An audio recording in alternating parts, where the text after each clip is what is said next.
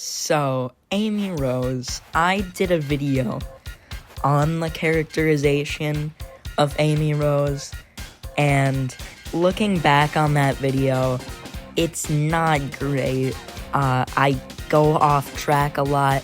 I didn't even get into my opinion, and yeah, so I thought that video would probably be a lot better if I turned it into a long form, so that's what I'm doing now. I hope you enjoy. If you don't, that's okay. So Amy was created for Sonic CD as a way for Sega to kind of have a mini to Sonic's Mickey. And I think they made a good decision that fits perfectly for Sonic's character, making that love not reciprocated. And right off the bat, you can see there's a lot of personality just coming from Amy's 16-bit sprite. Amy tries to keep Sonic in one place, and as we know, Sonic likes to travel, he likes to be free, he likes to do what he wants. And Amy wants him to do what she wants. So, yeah, you can see the dynamic already there just from a simple description of Sonic's character combined with Amy, as we can see in the game. And you can also see how Sonic feels towards Amy directly in the ending cutscene for Sonic CD. Sonic does clearly care. He frees her from Metal Sonic and gets her off Little Planet, but right afterwards he darts away. He's clearly nervous to be around Amy, and this is something that we don't really see in the modern games anymore. Okay, so that's it for Amy's character in Sonic CD, but she does have a bigger role in the spin-off games. Yeah, so you may think I'm joking, but the spin-off games tell you a lot about Amy's character, more than people realize. Right down to just her name, Amy is already a more human character than the others. And this is made even more evident in games like Sonic Drift and Sonic R. Whereas minus Sonic Drift, all the other characters are racing on foot, Amy always chooses to ride in a car, something that humans do. And Sonic the Fighters plays on the fact that she's a little girl by giving her her signature Pico Pico hammer, something to help her fight when she's not really capable of doing that herself. Sonic Adventure expands on the humanish part of her character. Amy lives in Station Square, a city populated mostly by humans. She's the only one to live here, and besides Tails, who also has a human-like name, being Miles Prower, she's the only one to live in a traditional home. In this game, Amy also has a character arc, and it's a good one. She meets Zero, someone who Sonic could easily beat, but it's a tough foe for her to fight. And eventually, after pulling herself to do it, she defeats him. She also makes friends with Gamma, but I haven't played through his story, so I don't know a lot about how that goes. In Sonic Adventure 2, she's still true character-wise to how she was in SA1, but story-wise, she's kind of pushed to the sidelines. That is, until her scene with Shadow. Shadow's monologuing about how Maria told him to destroy humanity and all that stuff, and Amy's like, but did she? And then Shadow's like, oh yeah, I forgot, silly me. And while I think this was kinda rushed for Shadow's character, I do think this displays Amy's character pretty well, and is a nice evolution of how she acted in Sonic Adventure. Although I haven't played Sonic Heroes, I have seen a lot of the cutscenes, and unlike the popular opinion, I actually think it's a pretty good characterization of Amy. Yeah, she likes Sonic, but that's always been a part of her character anyway. If you took it away, it's just gonna seem shallow. Sonic Frontier. So, Amy's story is basically, she helps Cream and Big find Chocola and Froggy, and I think this is also pretty in character for Amy. Amy likes to help small things,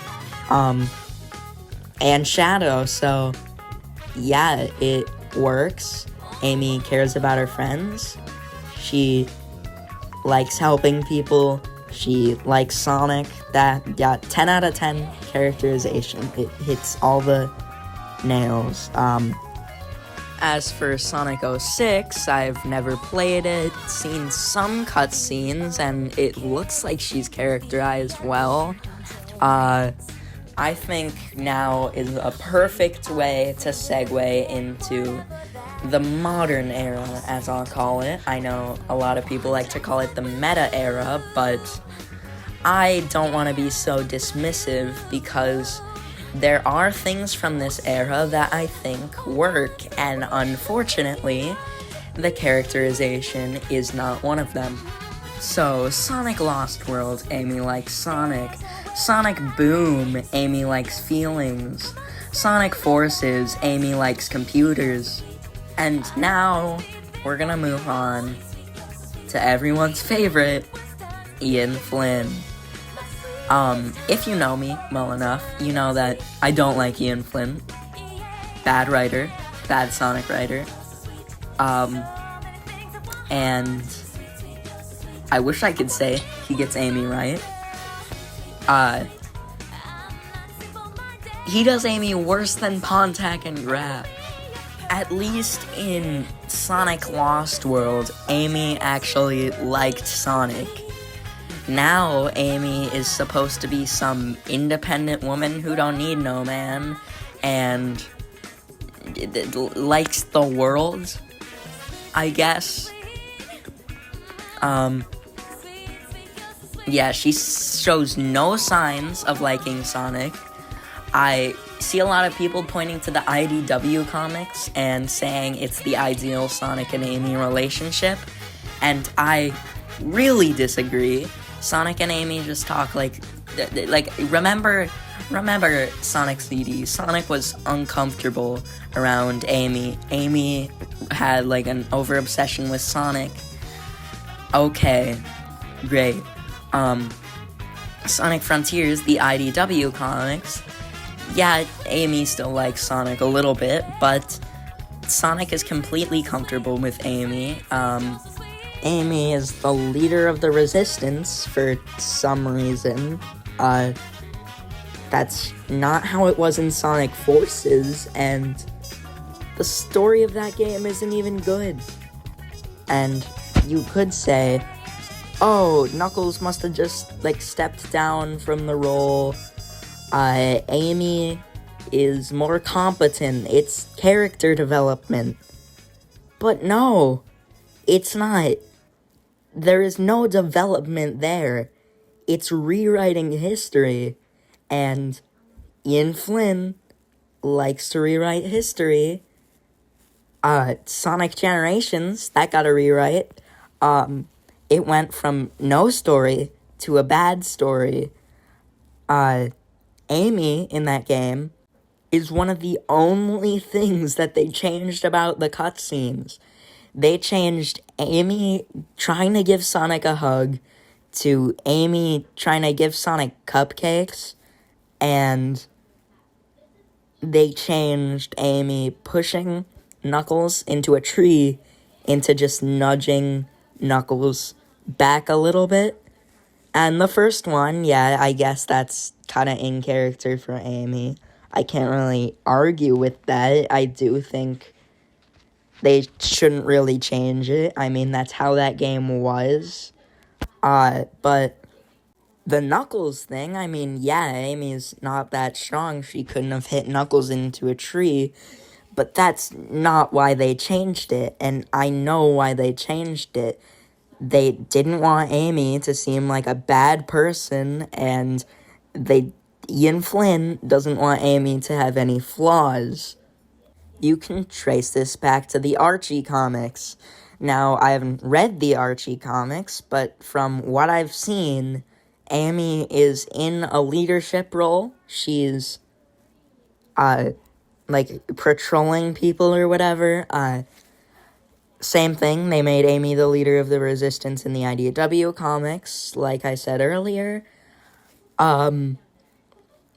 Even in the classic games, he's rewriting history with classic Amy, too. And in Sonic Superstars, Amy is able to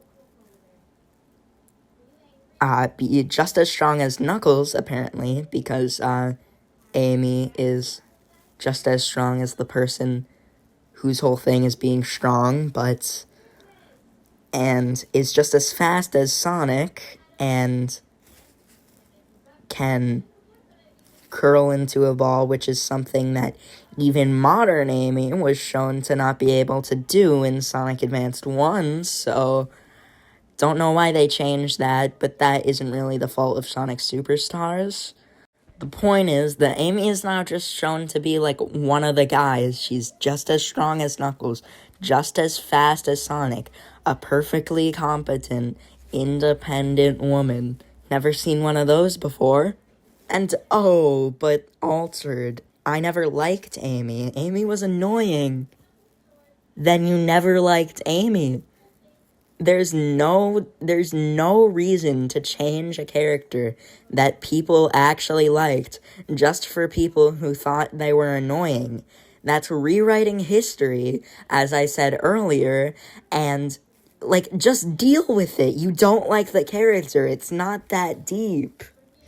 I know many people who are big fans of Amy who prefer 2000s Amy, and completely changing a character is not a good way to fix that character. There's a thing called character development, and in Sonic Adventure, and Sonic Adventure 2 to an extent, Amy did have some character development, but they're completely changing Amy as a character, and that's a very lazy thing to do. So, I hope you enjoyed. Thanks for coming to my TED Talk, and remember, I forgot what you're supposed to remember.